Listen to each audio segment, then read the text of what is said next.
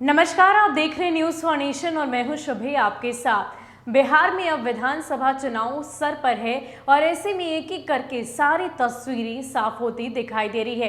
हालांकि अगर कुछ दिनों पहले की स्थिति देखें तो जो भी दोनों प्रमुख घटक दल थे उन दोनों की तस्वीरें बिल्कुल भी साफ नहीं थी। चाहे बात हो सीटों के बंटवारे की या फिर किसी भी बात को लेकर जो तस्वीरें थी वो बिल्कुल भी साफ नहीं थी। बहुत सारा कंफ्यूजन था पार्टियों के बीच में, लेकिन अब चुनाव प्रचार प्रसार भी शुरू हो गया है। सब कुछ साफ हो गया है, किसको कितनी सीटें मिलेंगी, कौन से उम्मीदवार कहां से उतर रहे हैं। मतलब कुल मिला के ये बात कही जा सकती है कि सब कुछ अब तय है, सब कुछ साफ सुथरा है। लेकिन इन सब के बीच अगर हम महागठबंधन की बात करें तो लेफ्ट पार्टियों को शामिल करने का महागठबंधन को क्या फायदा मिलेगा, इस बात पर आज हम चर्चा करेंगे आपसे कि आखिर लेफ्ट पार्टियों के शामिल होने से महागठबंधन ये क्या दिखाना चाह रही है, उसकी क्या नीति है और उनसे क्या कुछ फायदा महागठबंधन को मिल सकता है। बिहार विधानसभा चुनाव 2020 के लिए सभी पार्टियों ने कमर कस ली है।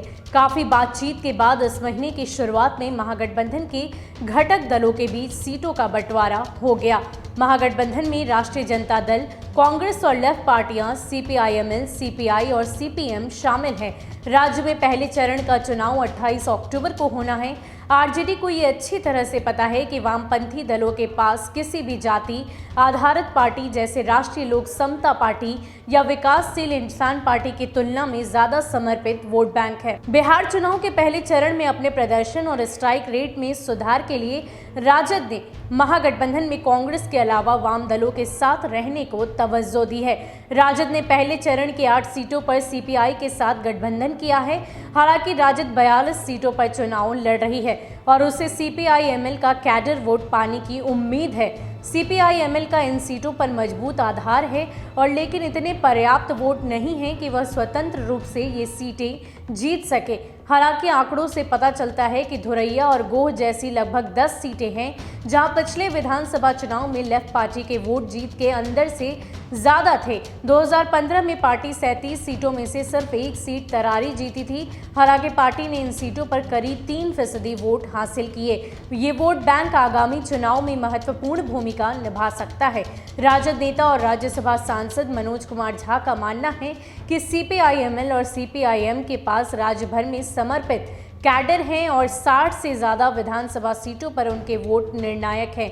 लगभग हर पार्टी अपने जाति आधारित वोट बैंकों पर निर्भर है।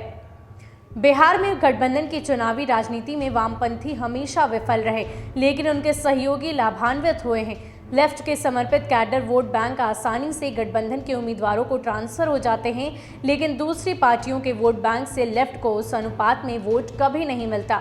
बिहार विधानसभा चुनाव का पहला चरण 71 विधानसभा सीटों पर लड़ाई होगी। मुख्य विपक्षी दल राजद को अपना स्ट्राइक रेट बनाए रखने के लिए ये चरण खास अहम है। पार्टी ने 2015 में 29 में से 27 सीटें जीती थी। राजद, वाम और कांग्रेस के साथ मिलकर अपने पिछले प्रदर्शन को दोहराने की कोशिश कर रही है। 243 सीटों के लिए बिहार विधानसभा का चुनाव 3 चरणों में 28 अक्टूबर, 3 नवंबर और 7 नवंबर को होगा और 10 नवंबर को चुनाव के नतीजे घोषित किए जाएंगे। आरजेडी को ये अच्छी तरीके से पता है कि वामपंथी दलों के पास किसी भी जाति आधारित पार्टी जैसे राष्ट्रीय लोक समता पार्टी या विकासशील इंसान पार्टी की तुलना में ज्यादा समर्पित वोट बैंक है।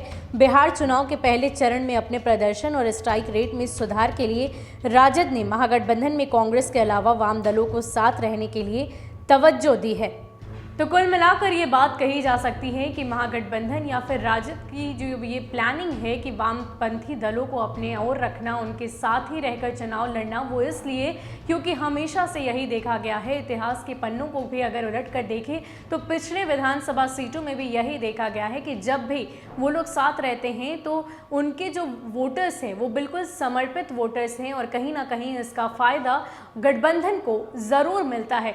तो शायद इसी सोच के साथ तेजस्वी यादव ने ये कदम उठाया और उन सभी को अपने साथ रखा ताकि वो जो उनके वोट बैंक है, जो समर्पित वोट बैंकर्स हैं, वो उनकी ओर आकर्षित हो जाएं और कहीं ना कहीं उनको जीत हासिल करने में उनकी राह आसान कर दे।